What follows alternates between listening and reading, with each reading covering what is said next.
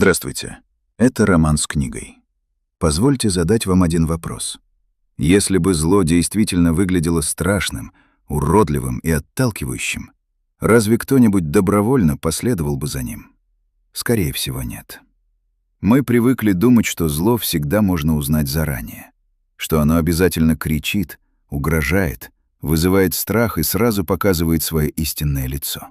Нам кажется, будто, встретив его однажды, мы безошибочно скажем «нет, это не для меня». Но что, если все происходит совсем иначе? Что, если зло приходит спокойно, улыбаясь, разговаривая без раздражения, поражая умом, тонкой иронией и даже чувством справедливости? Что, если оно не требует немедленного выбора, а лишь предлагает немного ослабить собственные принципы, убеждая нас в том, что именно сейчас можно сделать небольшое исключение? Именно поэтому роман Михаила Булгакова «Мастер и Маргарита» уже почти 100 лет вызывает столько споров. Потому что, закрывая последнюю страницу, многие неожиданно ловят себя на странные мысли. Воланд вовсе не похож на того дьявола, которого мы привыкли себе представлять. И тогда возникает вопрос, гораздо более неудобный, чем кажется сначала. Почему рядом с ним так легко забыть, кто перед тобой? Есть одна удивительная особенность, которую замечаешь далеко не сразу. Булгаков почти никогда не пытается убедить читателя, что Воланд ужасен. Наоборот, он словно лишает нас привычных ориентиров. Воланд не повышает голос, не устраивает бессмысленной жестокости, не наслаждается страданиями ради удовольствия.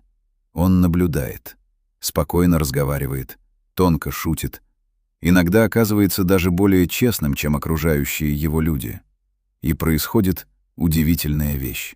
Читатель начинает испытывать к нему симпатию. Не потому, что соглашается со злом. Совсем нет. Просто рядом с лицемерами, карьеристами, доносчиками и людьми, привыкшими жить двойной жизнью, Воланд неожиданно выглядит почти благородно. И именно здесь Булгаков начинает свою самую опасную игру. Он заставляет нас забыть, кто находится перед нами. Наверное, именно так и возникает большинство человеческих ошибок. Не тогда, когда зло выглядит чудовищем, а тогда, когда оно кажется разумнее, спокойнее и привлекательнее тех, кого мы привыкли считать положительными героями. Мы начинаем оправдывать его не потому, что перестали различать добро и зло. Мы начинаем оправдывать его потому, что сравниваем не с идеалом, а с еще худшими людьми. И это сравнение постепенно притупляет внутреннее чувство опасности. Но самое поразительное в романе даже не это. Если внимательно посмотреть на поступки Воланда, становится ясно, что он почти никого ни к чему не принуждает. Он редко заставляет. Гораздо чаще он предлагает обстоятельства, а дальше человек делает все самостоятельно. Именно этот момент многие упускают, читая роман впервые. Нам кажется, будто Воланд наказывает людей. Но если присмотреться внимательнее, становится заметно совсем другое. Булгаков словно проводит странный эксперимент. Он снимает маски. Перед одними внезапно появляются деньги, перед другими — возможность прославиться. Перед третьими — шанс получить власть, избавиться от страха или удовлетворить собственное тщеславие. И каждый раз человек раскрывает себя сам. Никто не заставляет хватать чужое. Никто не заставляет предавать. Никто не заставляет лгать. Все решения принимаются добровольно. И тогда становится страшно. Потому что роман оказывается совсем не о том, насколько силен дьявол. Он оказывается о том, насколько легко человек способен соблазнить самого себя. И здесь Булгаков делает, пожалуй, самое неожиданное. Он показывает, что зло далеко не всегда начинается с большого преступления. Оно начинается с маленького оправдания. Мы привыкли думать, что человек становится плохим, совершив что-то ужасное.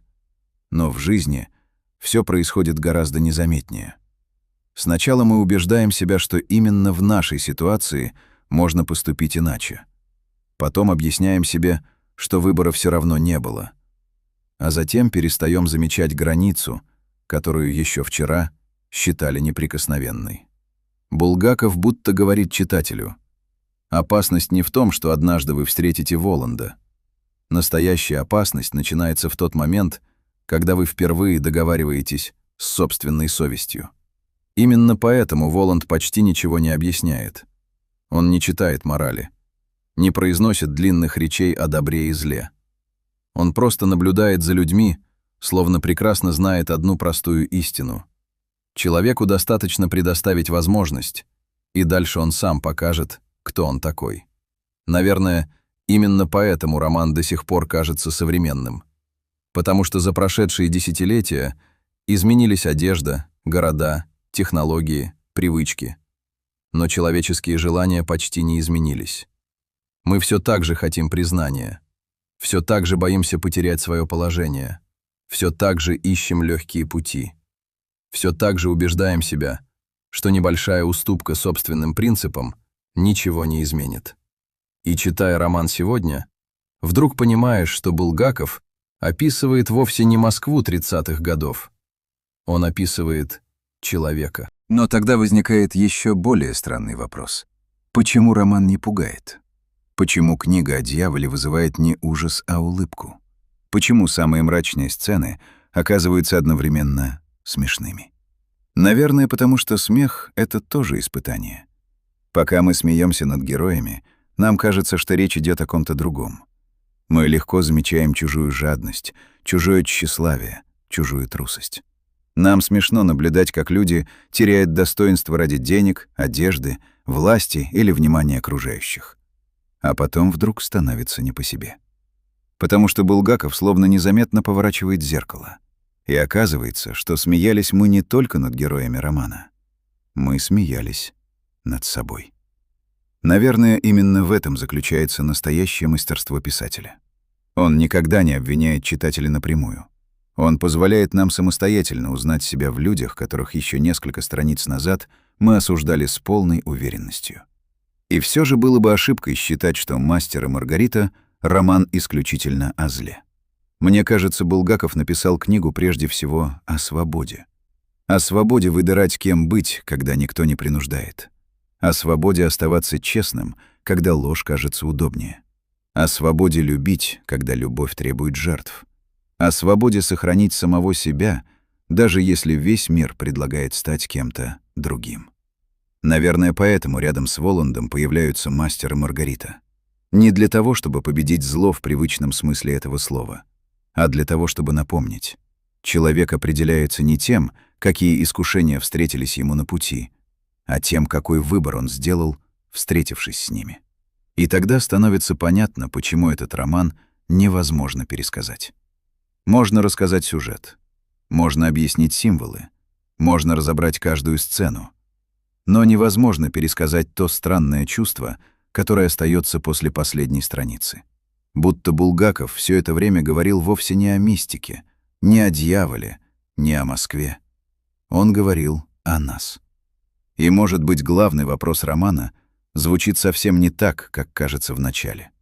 Не существует ли зло? А способны ли мы узнать его, если однажды оно придет не в образе чудовища, а в образе человека, который будет казаться умным, обаятельным, справедливым и даже немного похожим на нас самих.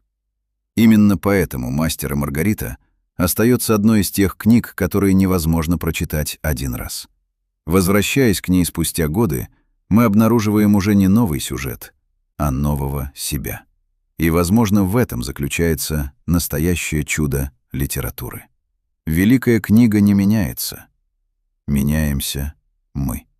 Если после этого разговора вам захотелось снова открыть роман Булгакова или впервые познакомиться с ним, значит, сегодняшняя встреча была не напрасной. Спасибо, что провели это время вместе со мной. Если вам близок такой взгляд на литературу, поддержите канал лайком и подпиской. Здесь мы не пересказываем книги. Мы ищем идеи, которые продолжают жить вместе с нами еще долго после того, как закрыта последняя страница. До встречи в следующем выпуске «Романа с книгой».